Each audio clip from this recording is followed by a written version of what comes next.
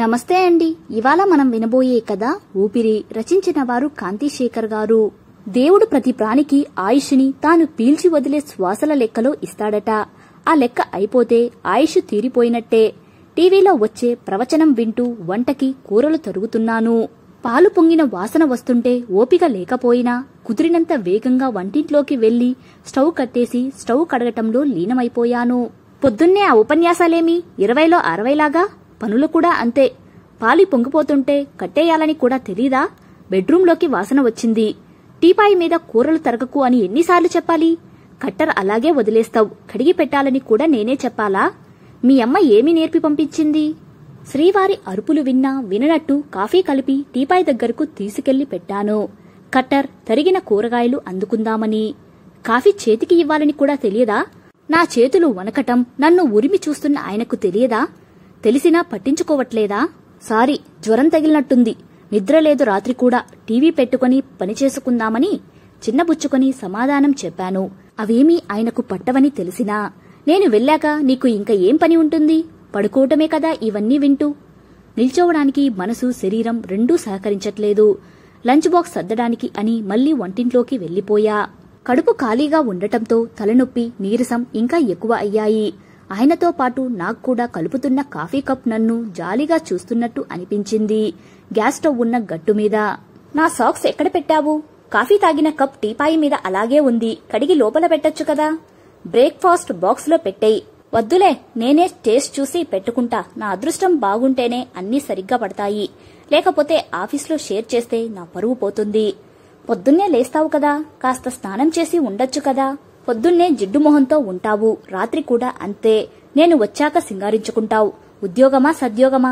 ఏమి రాజకార్యాలుంటాయి నేను వెళ్ళాక? విసుక్కుంటూనే ఆఫీస్కి తయారై బయలుదేరారు.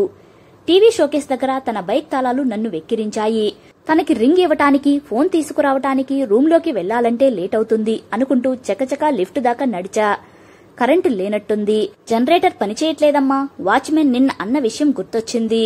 2 ఫ్లోర్లు దిగాలి. 10 మెట్లు దిగానో లేదో అసహనంగా ఎదురయ్యారు తను. నైటీలో కిందకు రావద్దని ఎన్నిసార్లు చెప్పా?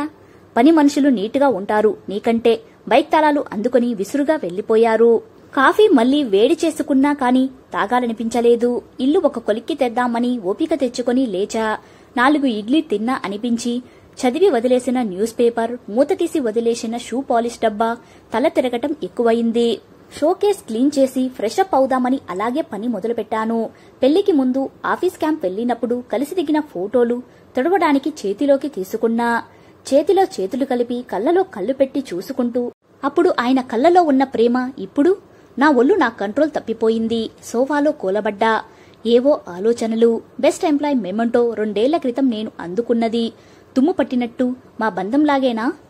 ఏడాది క్రితం మొదటిసారి తిరుపతి వెళ్లిన ఫోటో. అమ్మా నాన్న, నేను, తను.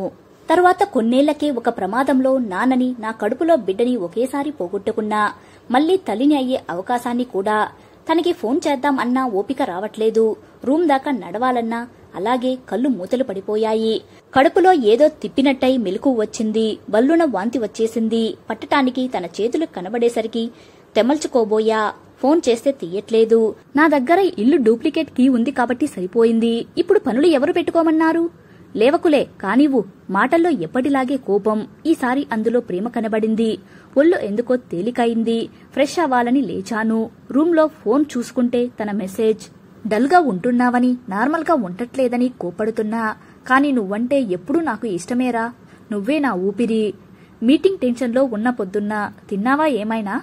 ప్రేమని వ్యక్తం చేయటమే బంధానికి ఊపిరి. కొందరికి అది తెలియకే చాలా కుటుంబాలు విడిపోతున్నాయి.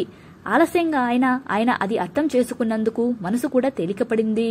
కథ నచ్చితే లైక్ చేయండి. ఇలాంటి మరిన్ని వీడియోస్ కోసం మన ఛానల్ని సబ్స్క్రైబ్ చేసుకోండి. మరో మంచి కథతో మళ్ళీ కలుద్దాం. Thank you.